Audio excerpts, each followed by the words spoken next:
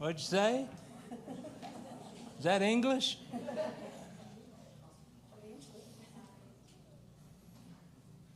Oh, he's fine. Let him wander around. It won't bother me a bit.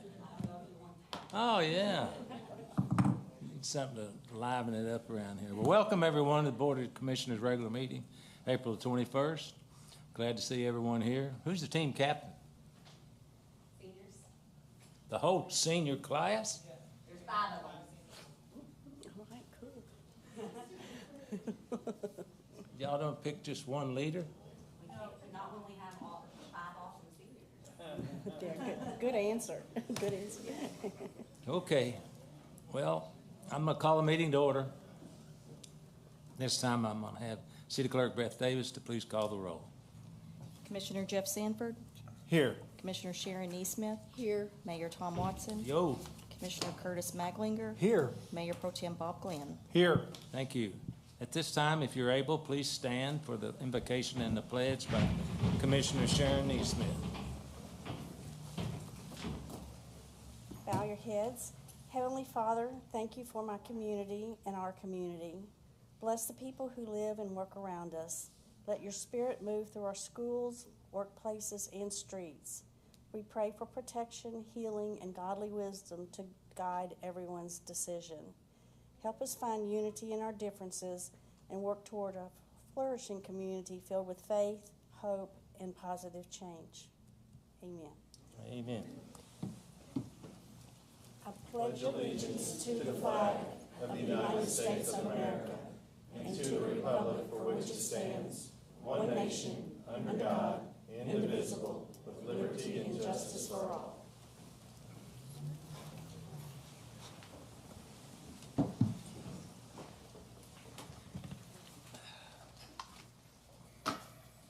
Thank you, Commissioner. You're welcome. Item 4A, I'm going to recognize Davis County High School dance team. Are they here today?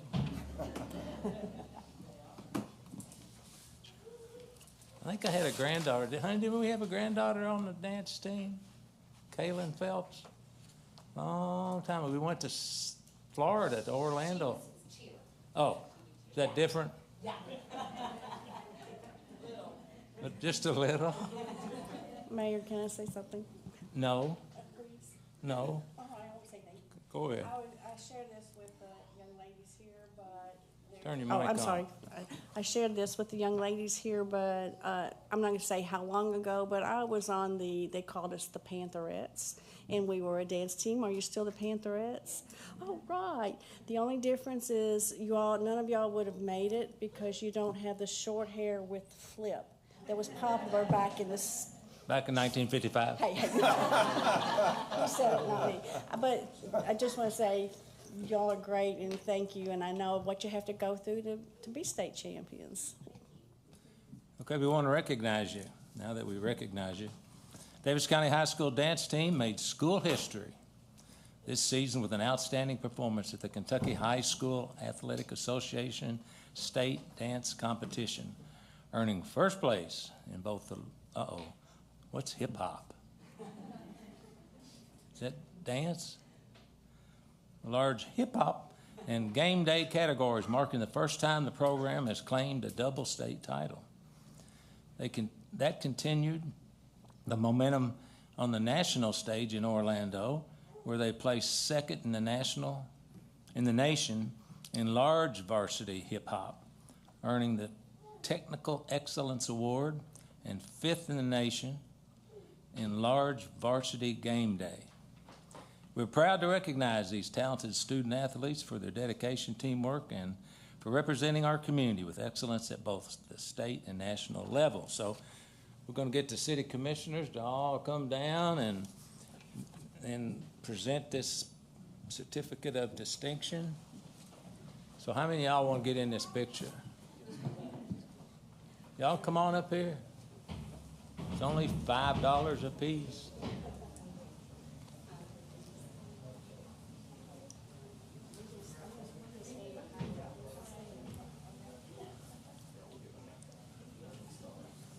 Y'all could let a gap right there so a fella could be seen, you know, a little bit there. Just don't hide the mayor. Give that to somebody out front.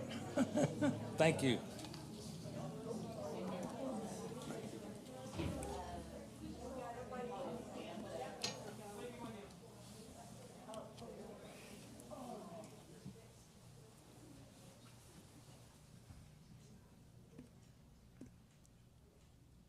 All right.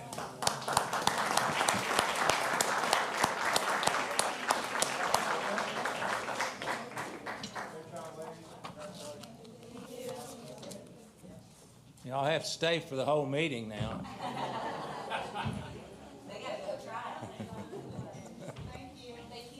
You can leave him with me.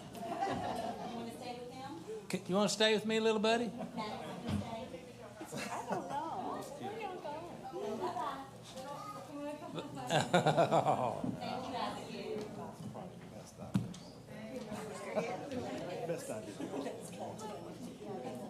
What's that? That's it.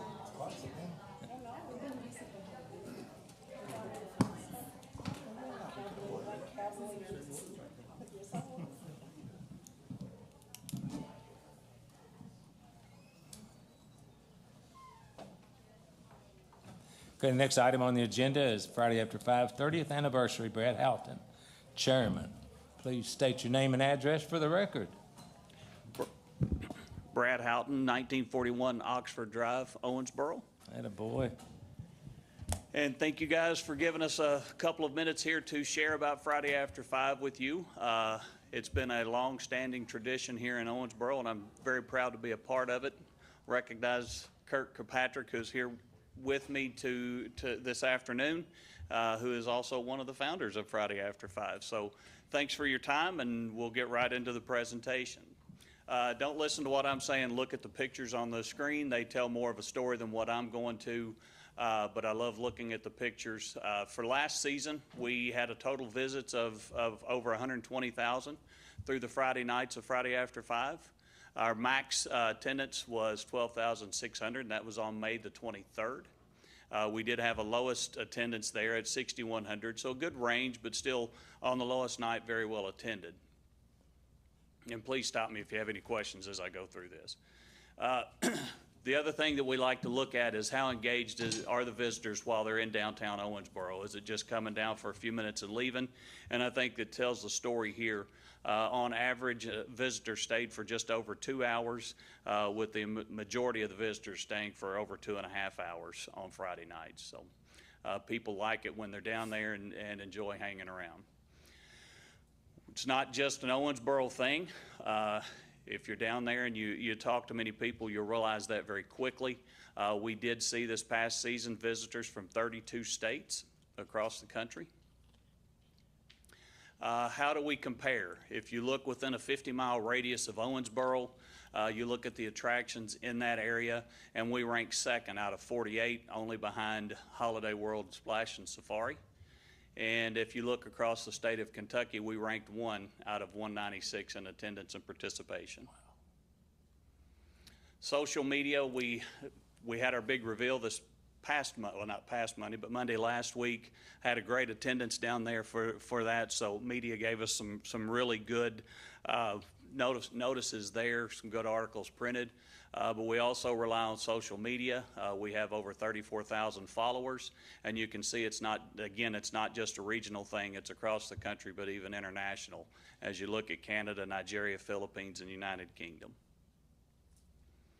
Email, we also communicate through email. We have 3,500 subscribers currently with 50,000 total sends.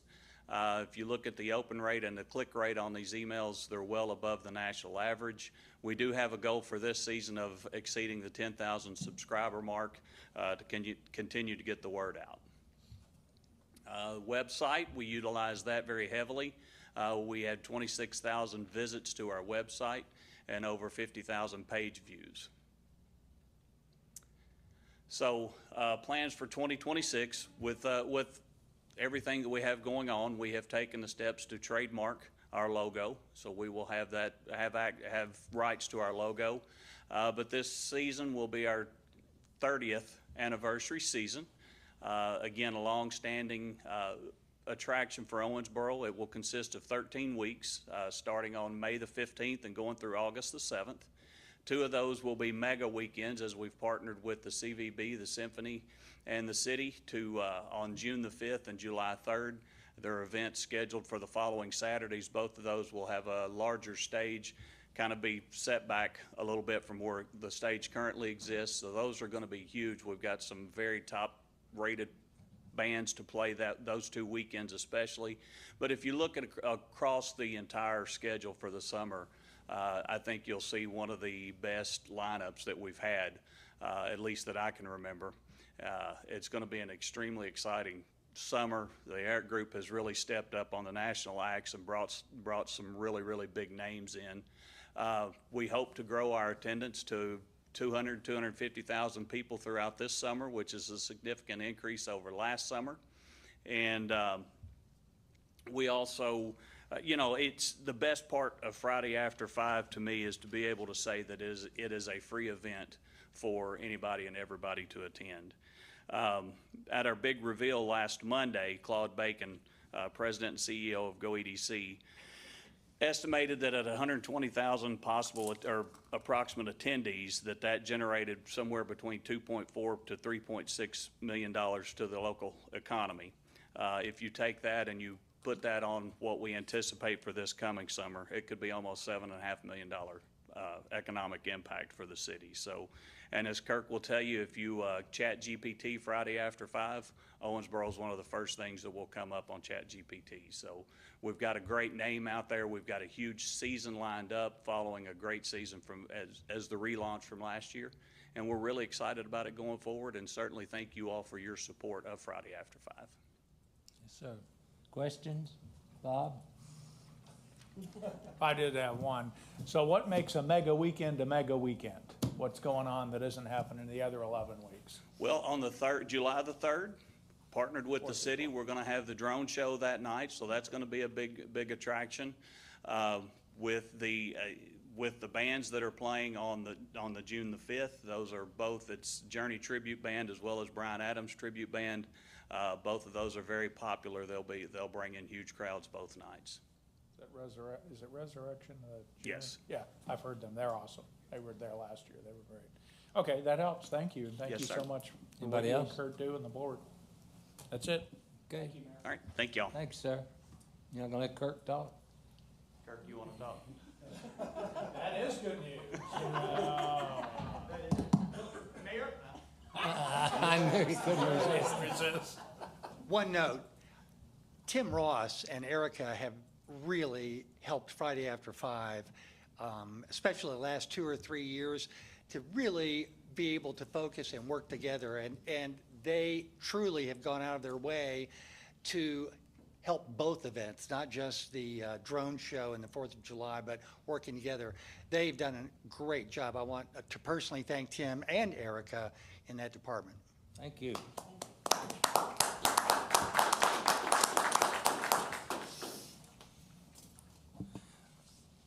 Next item on the agenda, Kentucky Wesleyan College update. Dr. James Cousin, President.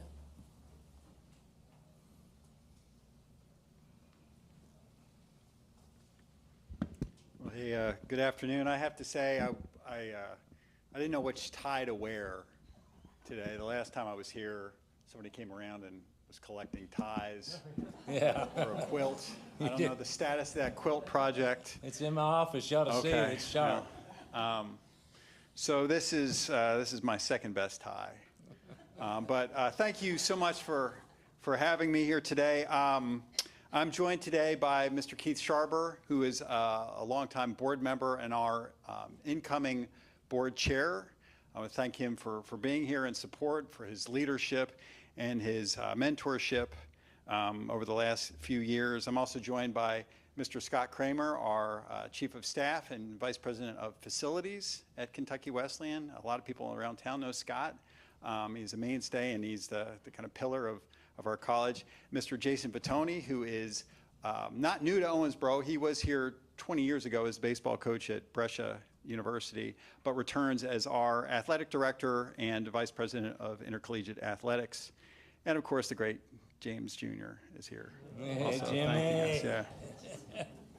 So I appreciate the chance to speak to you today about Kentucky Wesleyan College. Thank you for making time for this.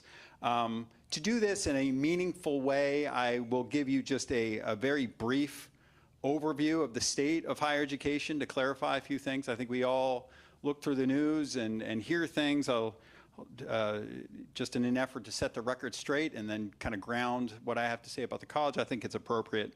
Long story short, it's a difficult time for American higher education. It's especially difficult for small tuition-dependent institutions like Kentucky Wesleyan College. Across the country, colleges and universities like ours have closed, and many, many others will close in the coming decades. Demographic pressure has a lot to do with that, so do rising costs and public skepticism, fierce competition. They've all narrowed the margins for success and narrowed our margins for profit. And colleges like Wesleyan have to work harder. We have to think faster. We have to be more nimble. We have to be entrepreneurial, responsive, and to the conditions on the ground. We have to know where we can compete, where we can't, where we need to pivot. We need to lean hard into partnerships when we can. In a marketplace that is this crowded and frankly hostile, institutions that drift will fall behind, and those that fall behind will fall apart. These are the conditions under which we operate. We absorb the same inflationary pressures as everyone else. We're judged against institutions with very different financial structures and advantages. But our task is clear, to remain strong, to remain relevant, and to remain affordable. And we do all those things while serving the community that depends so much upon us. And so I'm here to tell you simply that we're doing all three very well. Our first success has made all the other successes possible, and that is one that's also the least visible. It's how we've economized and how we've coordinated and aligned our operations to get more from every single effort on campus. Retiring antedated processes and bringing greater discipline to recruitment and retention and athletics and academics and external relations, all of which takes a lot of scrutiny, a lot of difficult choices, but that daily consistent effort. It has produced, though, significant financial turnaround for the college, and that's given us a clear path for the next moment of who the college will become. We've used these savings to invest heavily in our core competency, our academic profile. And so we're investing more in faculty quality, in our curriculum, and in the resources that will best position our students for the 21st century workplace. Our MBA program, launched this past fall, is the first graduate program in the college's history. Was built with the needs of the city of Owensboro and the region in mind. Students can concentrate in artificial intelligence and business analytics, cybersecurity, finance, and healthcare administration, all of which are needs in the region and in the city in particular. I'm also proud to announce that Kentucky Wesleyan is now the top-ranked private college in the Commonwealth for online education.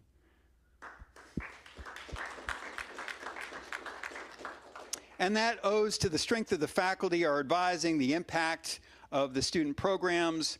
Enrollment there continues to rise, and I'm very proud of what we've been able to do in that space. But it really does testify to the strength of the online environment that we've created. And it also shows that people, frankly, trust us and trust the institution behind their degree.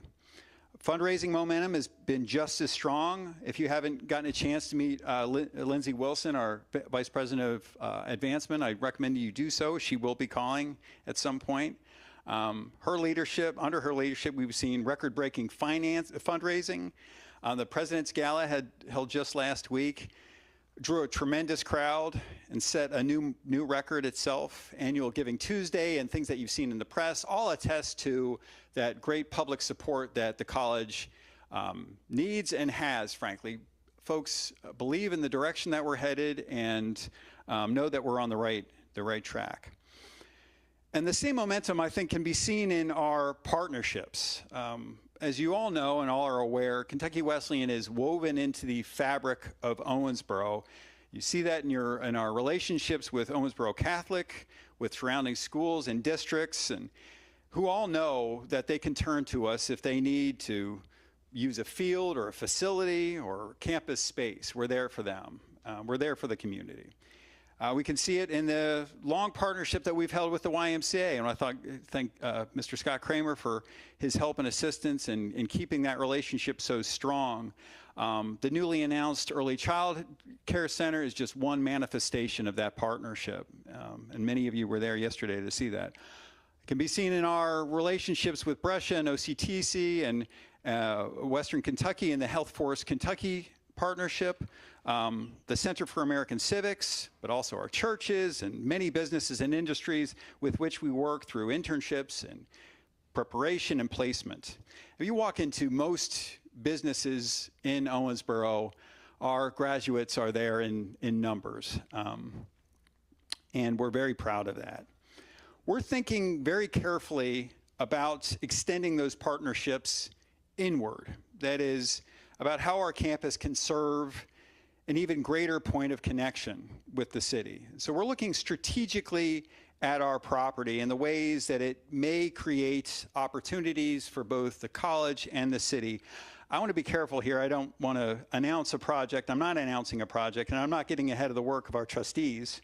But I can say we're exploring how our physical assets may contribute more fully to the future of Kentucky Wesleyan and to the growth and vitality of Owensboro. And there is massive potential there, and all signs are pointing to the good. All this brings me to a larger and final point. Institutions like ours cannot, and I don't think are considered as a permanent fixture on a glide path to guaranteed success. We're doing well, but we aren't guaranteed anything. We educate students, we prepare a workforce, and we contribute the talent, the cultural life, civic identity, and economic energy to Owensboro. We help Owensboro become the place where people want to live, where they want to raise their families and build businesses. And we do all of that without taxpayer support, subsidies, or appropriations, and without many of the structural advantages people assume that all colleges enjoy. Owensboro, I know, values having a private college at its center. We need to recognize, however, that colleges like ours operate under conditions that are, frankly, more difficult than they ever have been. Kentucky Wesleyan will keep working with all the urgency and discipline I spoke of. The larger issue now is whether or not we're prepared to think differently about what partnerships require. Owensboro does, but could be more vocal in its pride of being a college town. The city is home to not only Kentucky Wesleyan, but Brescia University and my good friend Madison Silver, and Owensboro Community and Technical College, and my other good friend Scott Williams. We serve different missions. We educate different students. We meet different needs, but together we give Owensboro an advantage few cities have. Nearly 80 years ago, leaders of Owensboro understood that what a college could mean to the city's future. And they knew a college could strengthen its prospects and open up economic prosperity. And that judgment was as sound then as it is today. But the engine needs to be fed. It has to be connected to the larger life of the city, and it has to be part of how Owensboro thinks about workforce development, quality of life, and the future it envisions for itself. So other communities, the fastest growing communities in America, have understood this and acted upon it. They put real money behind shared interests and backed joint work in housing, development, public improvements, transit, trails, campus to city connections, et cetera, because they understand that the return compounds in jobs, property values, visitor traffic, talent retention, civic pride, downtown vitality, business growth, cultural life, regional prestige, workforce pipeline, housing demand, community trust, and so on. Owensboro can think in the same way. We have 3 institutions of higher learning. I am not here to speak on their behalf, just on ours.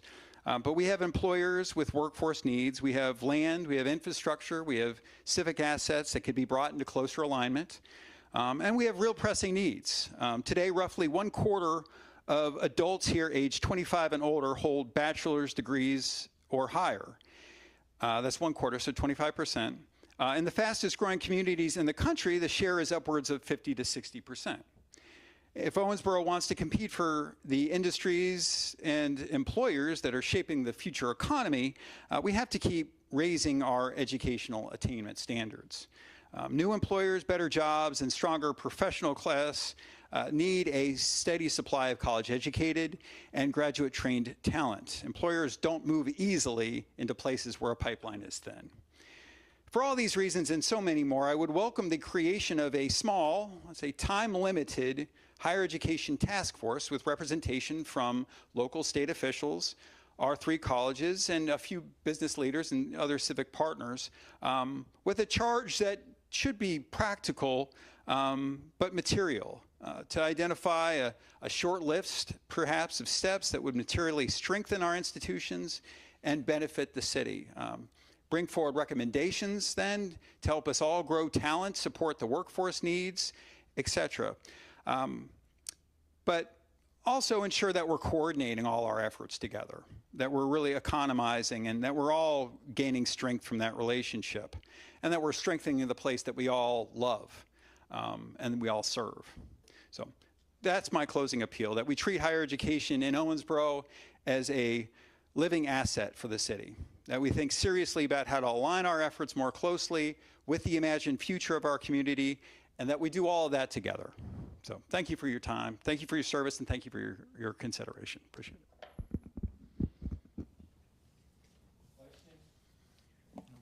I've got one. I just want to say, Dr. Cousins, this semester has been so much fun, the one class I teach for you, because of the Mongolian students. They are awesome. They bring so much to our experience in class. They teach us about a part of the world we've never been near. Everybody in the class loves them. They're good students. So I just wondered, how do we get them? And then on the flip side, you used to have the Rogers Scholarship where you brought kids from my home area, Vegas, and that's gone, I understand. So can you kind of contrast how we got the Mongolians, which is awesome, and what happened with the Rogers? Well, frankly, so many of our student athletes are from abroad, and we've had great success attracting students from Europe and from Asia, from all parts of the world who want to come here and actively compete at the Division II level. And so that's opened up our recruiting profile. They don't have desires to go professional in their sports. They just want to continue an athletic career into college, and we love that, and it so enriches the learning environment for everyone. The Rogers Scholars is connected with that pull. There are many reasons why the Rogers Scholar Program was sunset. So we're graduating the last 2 classes. The last classes are they're juniors right now, so they'll graduate next year, and then the Rogers Scholars Program is over with, and that is a real shame. So there's a lot of reasons why we no longer have a relationship with the Rogers Scholars Program, one of which is frankly because so many of the students from Vegas moved out here and stayed. And we represented a brain drain on the Las Vegas area, and that's not the intention of the program. Owensboro is a wonderful place to live, and I've lived in many parts of the country. There is nothing like Owensboro. So I understand students' reticence to go back to forgive me. I mean, I'm from Philadelphia. I love Vegas Owensboro. is wild. Yeah, you're right. It's a huge culture shock. Yeah. So the students that come here stay here, and they want to stay here. So they'll go out to professional schools. They might go to law school or medical school, but they'll come back because they want to practice here in Owensboro. And that's our secret sauce, is we'll recruit from this 60-mile radius. That really is. That's our identity, and that's where our brand is strongest. And then we'll keep them here. See, that's why colleges Thank you, Mayor, us are so and thank you, Dr. Cousins. Okay. Commissioner Maglinger? Thank you, Mayor. I just want to thank Kentucky Wesleyan College for, being such a great collaborative partner in our community and shaping our higher education here in our community. Thank you very much. Thank you. Commissioner Sanford? Thank you, Mayor. Dr. Cousins, you do not sound like an educator. You sound like an entrepreneur. And that really excites me. And you've said some words, today, partnerships, pivots, nothing's guaranteed. That's the world I come from. And to take that at Kentucky Wesleyan, I think, and your vision, I can tell, and your excitement, I think only good things are going to happen. And you've got a good base with some of these guys out here. So I'm really thinking we're going to see some good stuff out of you guys. Oh, I know we will. And I haven't really met you that much yet, but I can tell by what you said. I'm pretty excited that you're here. Yeah, thank you. And thank you for all you've done so far. And I look for good things to happen. I'm grateful for that. We're driving hard and maybe too hard sometimes, right? No, guys? But it's always a climb, and you can't quit climbing because when you do, it catches you. So there's no rest. That's right. You got to keep going, and I think you are. Thank you. Thank you, Mayor. Mm-hmm. Sharon?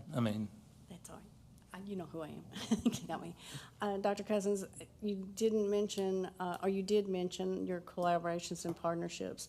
And yesterday at the ribbon cutting for the YMCA Center, Child Care Center, and to me, the fact that KWC is willing to allow one of their facilities to operate as an after-school program is outstanding. I know that's probably not the norm for institutions, and to do that is just amazing. So just want to say thank you to you and all those who made that possible. Well, two things to that. Number one, YMCA has just been part of our history for so long, since our Winchester days. So this is a historic kind of alignment of mission. Also, I think Mr. Wells would have appreciated that use.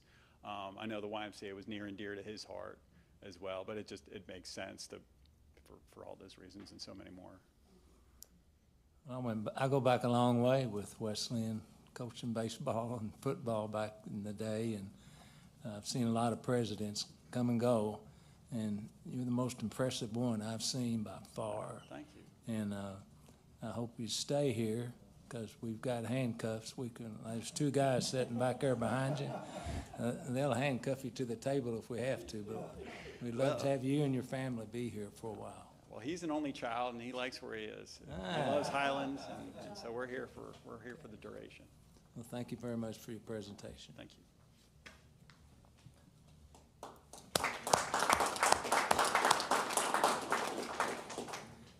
Next item on the agenda, Ms. Erica Wade, Executive Director of the Center. Hello, good afternoon. Good afternoon. 1764 Epworth Lane, by the way. So thought I'd say hey for my Epworth Lane people. Thank you so much for letting me come and update you all. The center has been hard at work since 2019 here in Owensboro and Davis County. We're tiny but mighty. Made a vow to myself this year that I would get out and tell our story more, just because we're impacting lives every day and not always good at telling people about what we're doing. But we've got some really exciting growth coming up, and I wanted to make sure that all of you all as community leaders were aware of what's going on and how far we've come. Tiny but mighty, is that your? We're tiny but mighty. Okay. Not our mission, but it is definitely our reality. So we were established in 2019. We do have 5 service lines. So we work with resource referral services for anyone in the region. We actually serve the whole Grad region, so 7 counties.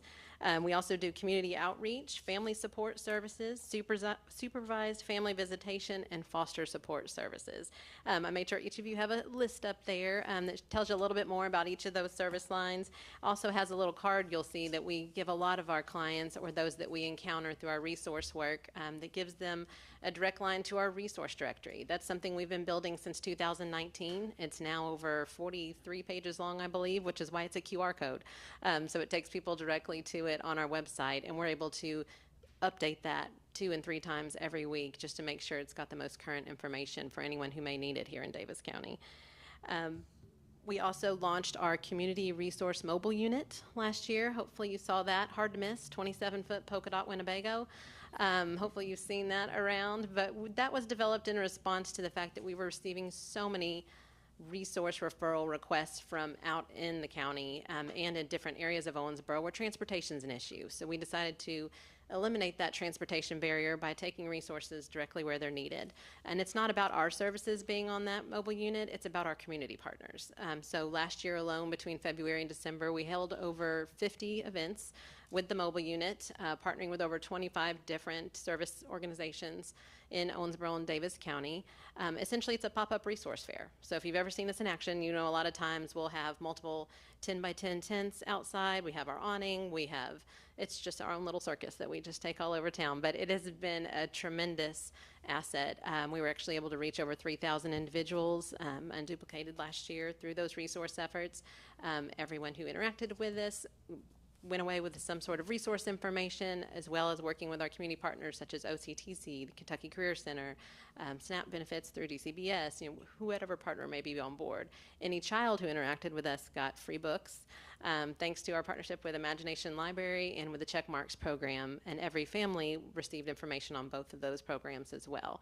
So we were able to sign up quite a few folks for Imagination Library while we were out there.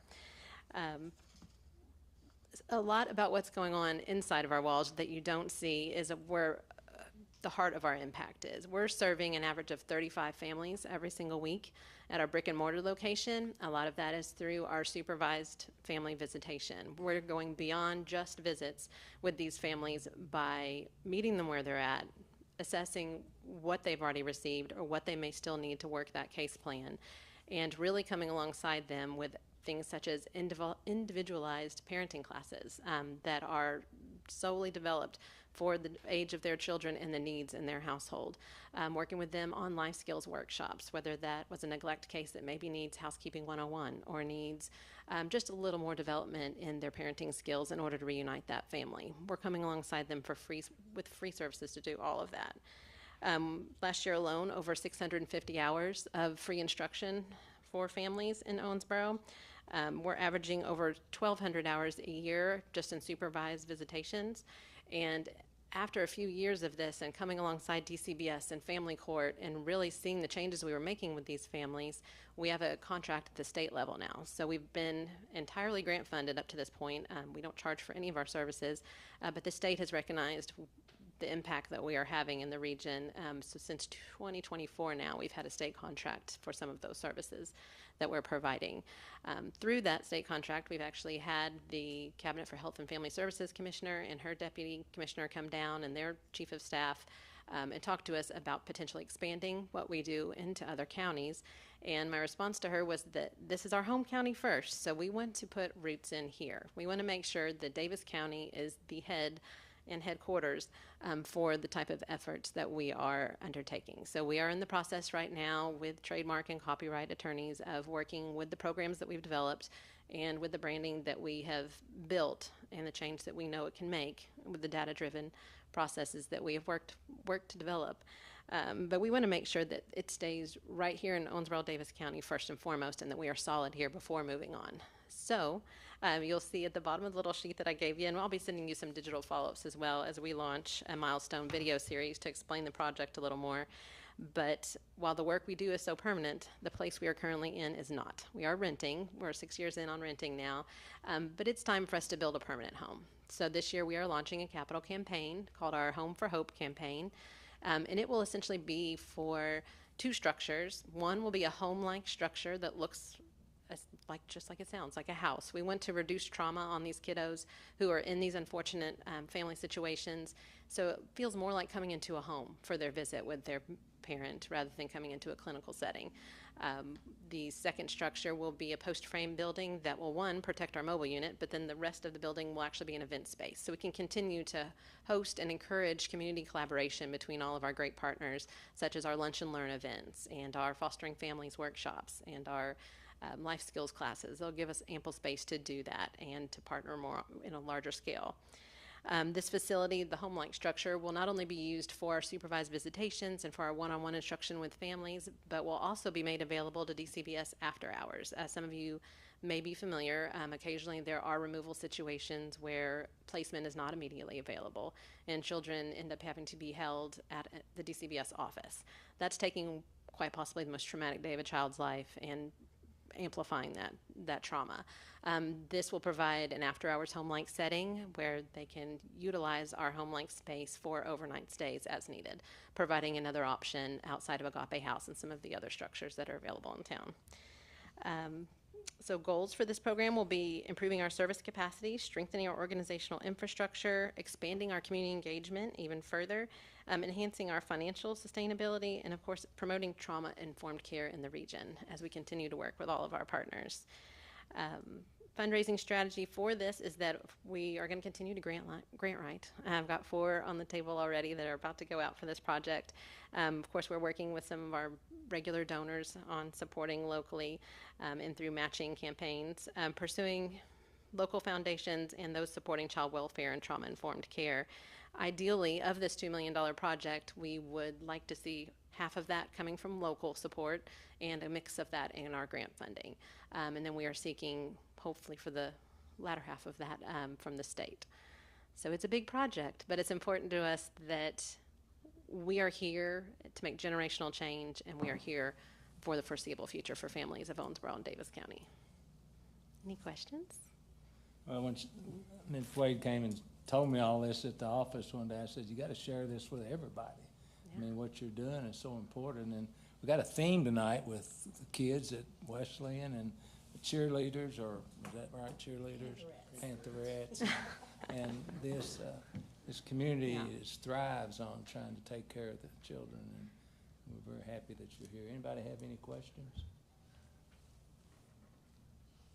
Okay, right. You're off well, the hook. I'm sure you'll hear more from me soon. Thank you. Next item on the agenda is the retirement recognition of firefighter Dane Morris, effective April the 30th, 2026. Chief Howard. Mayor, Commissioners, thank you for providing just a couple minutes to be able to recognize the retirement of yet another one of our firefighters. It's really important that we reflect upon the service of those who come and do provide service to this community. Dane's not able to be here tonight, but I'll just say some brief remarks.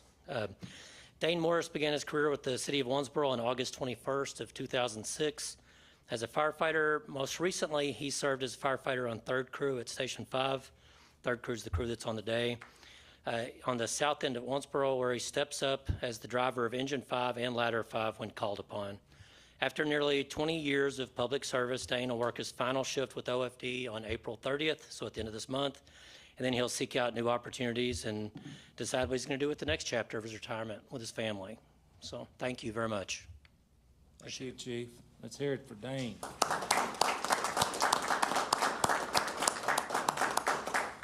Next item on the agenda would be the city project list. City Manager Nate Pagan.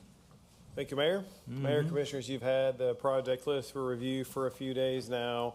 Just one item of note, as you know, on the trolley tour recently we saw the status of Fire Station 3 over on Cravens Avenue. It's substantially complete essentially at this time.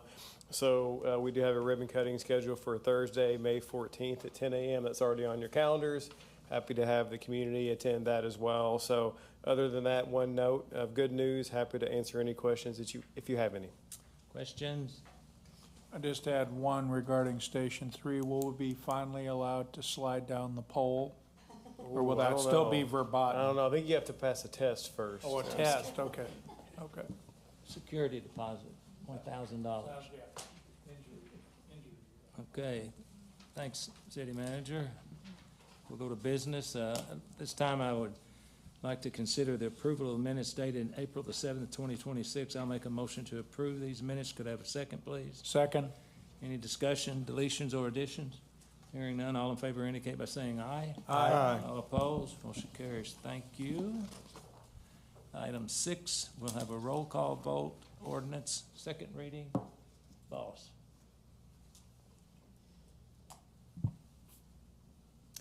Okay. Ordinance 7-2026, entitled an ordinance amending Chapter 2, Article 4, Division 3 of the Owensboro Municipal Code relating to the Procurement Code.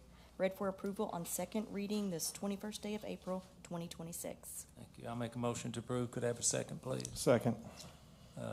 Any comments from the city manager or assistant city manager? Mayor, I just wanted to acknowledge Leland and thank him for filling in last week while I was on vacation. He provided a briefing to you at the last meeting.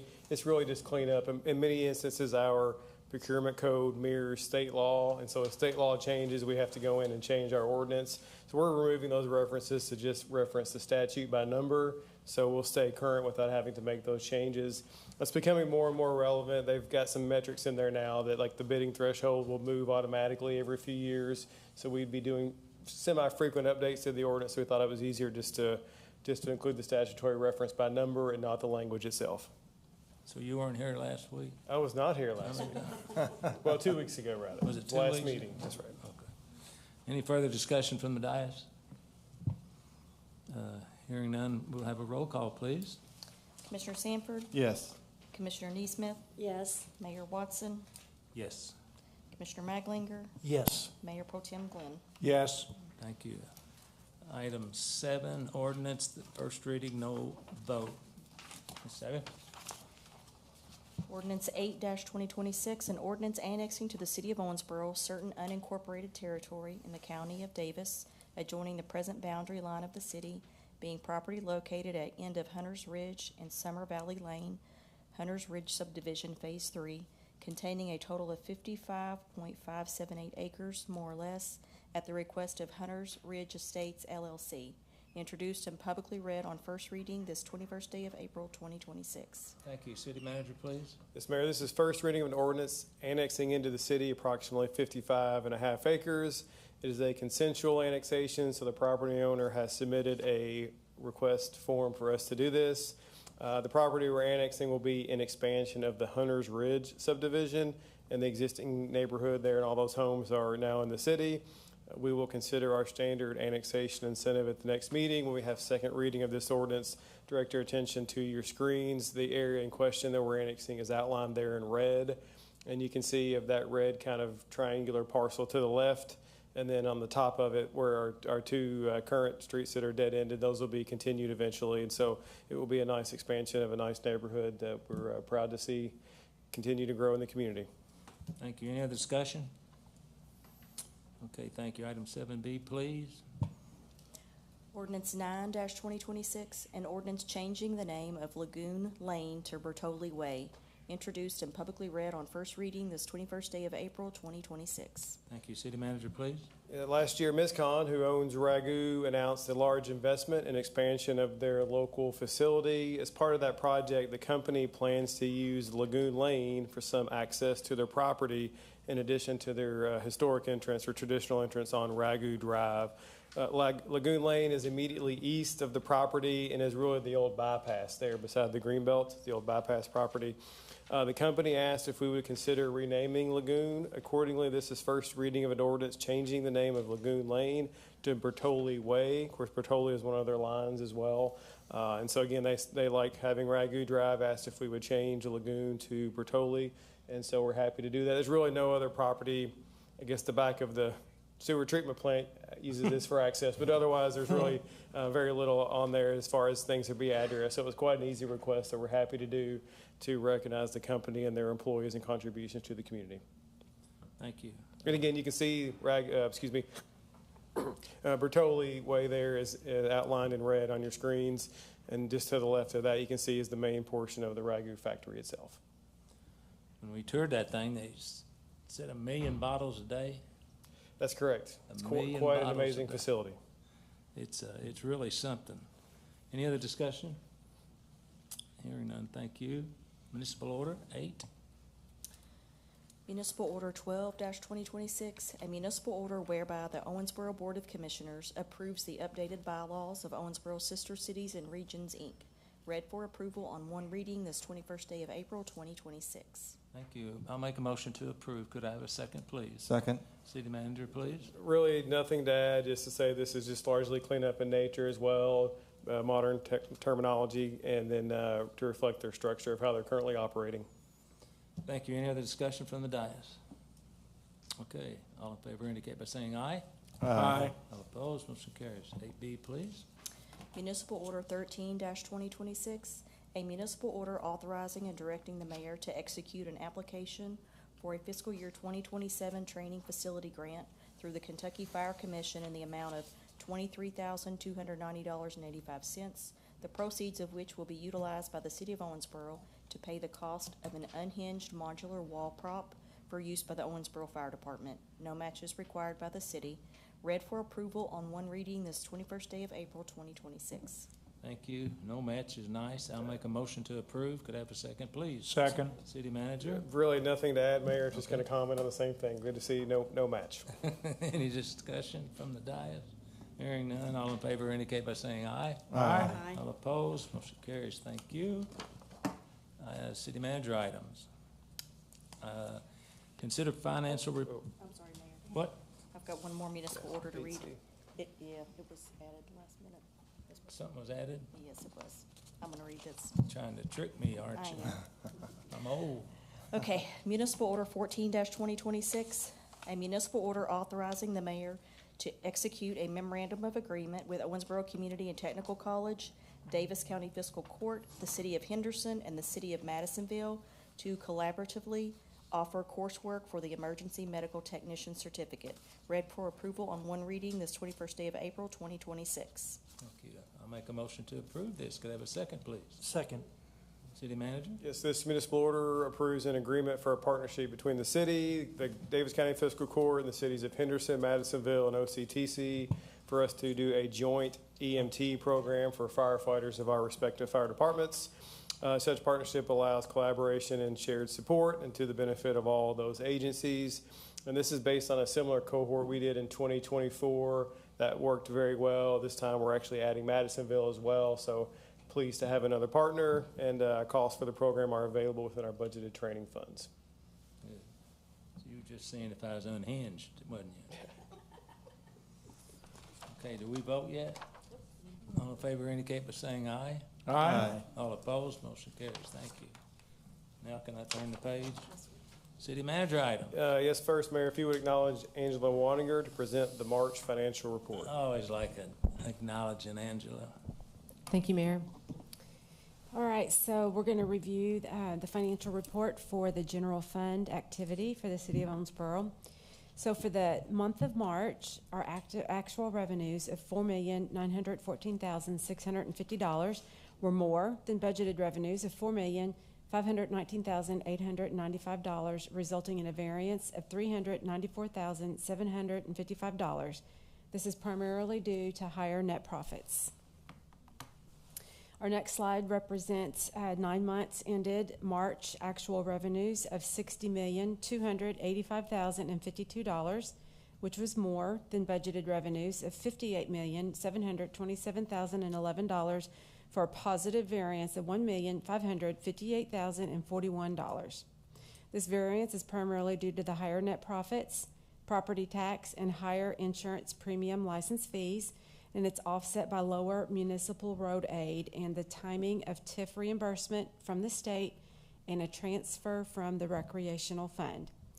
I would like to add that the reimbursement from the state for the TIF was received, the last part of it, this past Friday, so you won't have to hear that as a variance explanation going forward. Well, I was handling them pretty good. Oh, good. Well, thank you. We appreciate that. In the transfer from the recreational fund, also, that will not be an item next month. We're going to have that transfer. We made it today. Good. So for the next slide, it represents the month of March expenditures.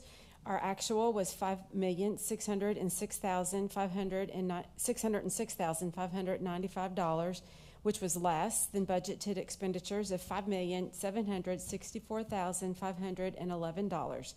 This represents a variance of $157,916. This is due to the timing in maintenance, the transfer to transit, and an offset by timing in a developer incentive payment. Our next slide is for the 9 months ended March.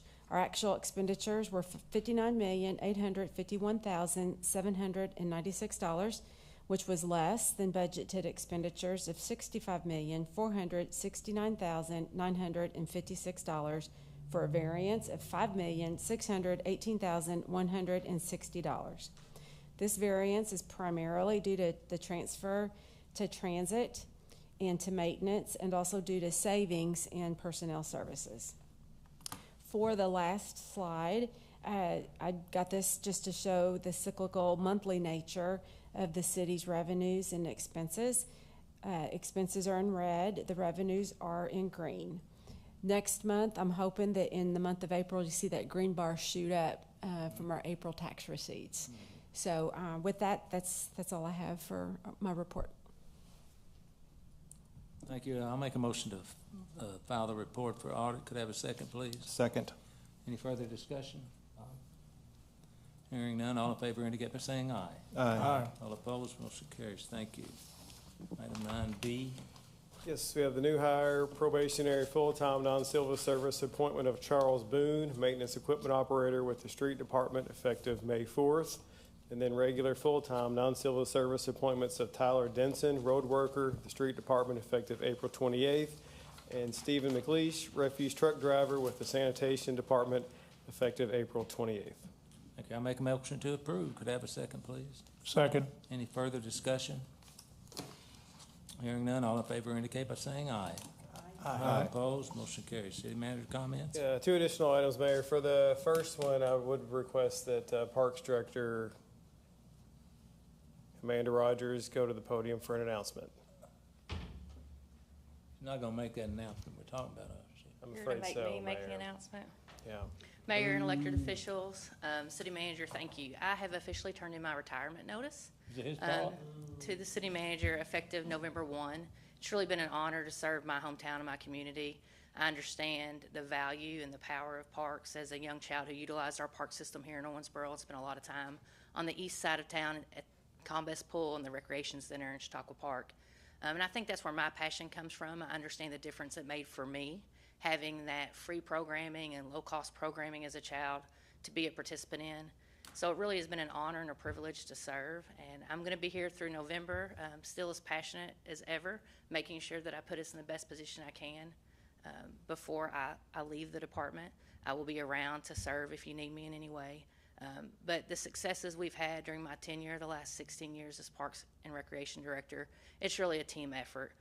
We have a wonderful public works team that's very strong and supportive of the roles and the goals that we have in Parks and Recreation. The growth we've seen in our department during my tenure couldn't have been, we couldn't have done it without the support of the elected officials and you all understanding the vision that we had to ensure that we as a department would support the local economy, that we would ensure green space for future generations and really enhance the quality of life for our residents. So I can't thank you enough for the time you've given me in the 25 years, well, more than 25 years if you look back to my first job as a lifeguard, but more than half of my life I've been with the Parks and Recreation Department. So it's been an honor, and I just thank you very much. Done a hell of a job.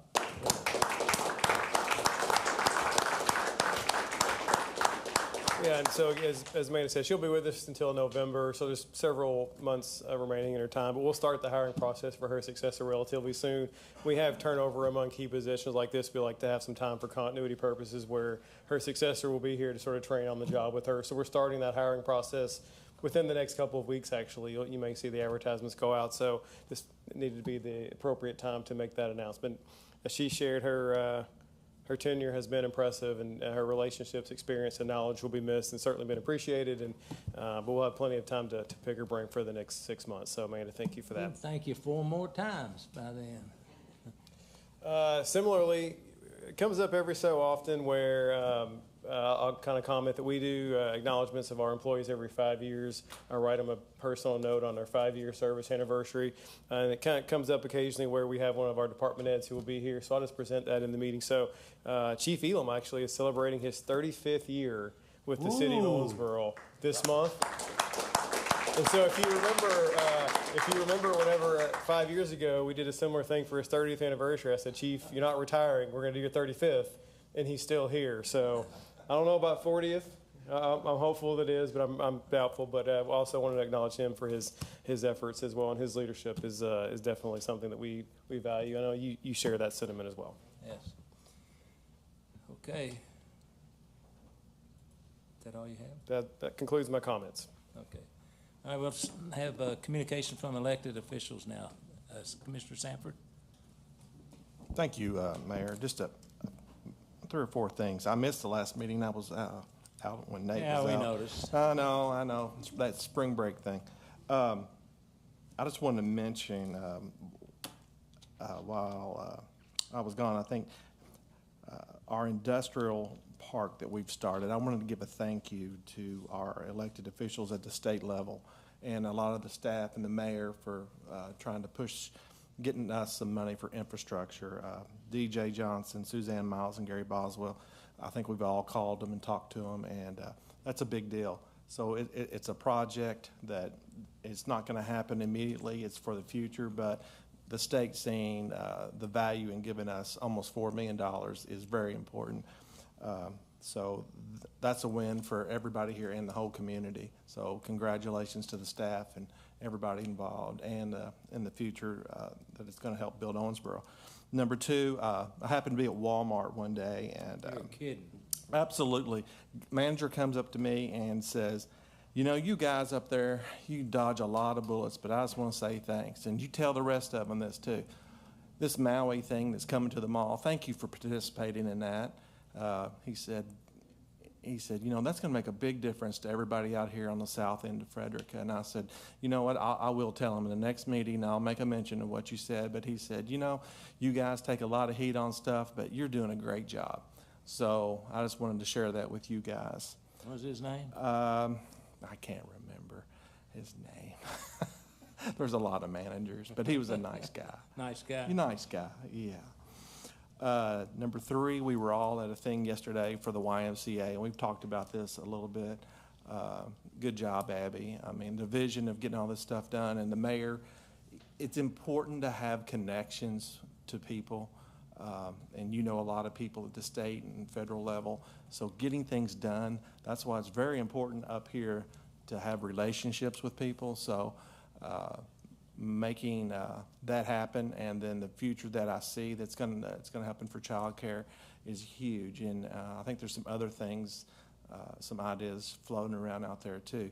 But I just wanted to say, you know, partnerships are important, and sometimes here in Owensboro in the past we've had a little, you know, it's kind of hard to do, but if you keep persevering, you can make things happen, and everybody working together at the same time in the same directions, good things will happen. And I think it's really it is happening, and very impressed with you, as the mayor said. So I am nothing but excited for the future of Owensboro, and all these elected officials up here have done a great job, plus the staff that holds it all together, and all the people that work for you guys. But anyway, just all positive stuff coming from me tonight, but I think that's really the only way to be. Thank you, Mayor. You're welcome. Appreciate it. Okay. I probably would just like to say ditto there. It was great, Jeff. I did attend a meeting, a council meeting that I'm on, and I would like to echo some assistance from the state for the food warehouse project that we've talked about in the past. They contributed. The good news is, being on that committee, I knew that they needed another $1 million to be able to meet their goal for going forward with this project. And the state, when I read that the state gave $500,000, I'm like, thank you, Lord. And, you know, that makes the project even more able to complete and be gone where it is. For those that don't remember, the food warehouse is a project that is to help our pantries have a place to actually store food, and for our city to actually receive food from other entities. It's not unusual to get a request that says, I have 10,000 pounds of sausage, and we'll be glad to drop it off in Owensboro, Kentucky, but it's 7:30 at night, and that's when our truck is coming through. So what do you do with it? You know, how do you get that together? And the food warehouse will move us towards that. So the entities that are behind that and the individuals that started that, I just want to say thank you, and also to our state for recognizing that. Steve Ennis driving that thing. He's been great. Commissioner Maglinger? Thank you, Mayor. Just wanted to say thank you to our finance department and our city team for all the hard work on preparing our 2026-27 budget. It's very much appreciated. Thank you very much. And then we had the chance to attend the Greater Owensboro EDC State of the Union update, first annual one. We've got a lot of exciting things happening in our community. And also appreciated attending the Joe Terry Foundation's PST training for our firefighters. You know, it was a good reminder that we need to continue to support all of our first responders. And then, let's see. And then finally, hey, Davis County High School did it again, too. Congratulations to them for winning the 2026 WGI World Championship Band Contest this past weekend. World champions. So, you know, tremendous accomplishment. And activities like this do play, you know, an important role in shaping our young people's future here at Owensboro. Thank you very much, Mayor. Thank you. Commissioner Glenn? Yes, I attended along with several of the rest of us the Friday After 5 rollout. I was really excited about that. Having been able to hear some of the groups last year, I really respect Heath Eric and his group and the quality they bring and all the information we had tonight, what a great event it is. So kudos to everybody involved with that. Had somebody talk about our streets are in terrible shape, and I just want to address a couple things. A lot of our streets we can't touch because they're state highways, so that's one issue. The second is we're in the middle of the war on potholes. I'm looking at Nate. So if you do have a pothole on your street, be sure to call 270-687-4444, our city action line, and report the pothole, and I'm sure Public Works will be out there soon. We've also got a lot of sidewalk repairs going on throughout the area and street repairs. So if you let us know there's a problem, I think we'll get it addressed. And if we can't address it, we'll let you know why, like it's a state road. The other item I wanted to touch on is, and I talked to Chief yesterday about this, Chief Elam. I want to thank our police officers. Every Neighborhood Alliance meeting I go to, there's a police officer there, and that's important. They show up and they give a report about what's going on in the neighborhood that's affected, and they answer questions. And I just want to commend the chief and his officers for taking time out of their busy schedule to do that, because I think it's the highlight of most of the Neighborhood Alliance meetings when they're able to make it. The final thing is we had a Neighborhood Alliance meeting I went to last night where RWA presented about urban tree canopies. And I think that would be a wonderful committee and group for the city to get involved with, since we have Earth Day coming up right around the corner, because we only have 18% of our urban area in the city covered by trees in a constructive way, and we should be at about 35 to 41% based on national standards. So that's something we should look to address, because there's a lot of benefits. I won't go into them. I would just encourage you to look at RWRA's websites about urban tree canopies. It can be a game changer for our community, and it can make our community a more beautiful place to live. So that's all I've got. Thank you. Next item on the agenda is open public forum. Members of the audience may address the Board of Commissioners on any matter of public concern that was not on the agenda. Comments are limited to issues within the scope and responsibility of the commission.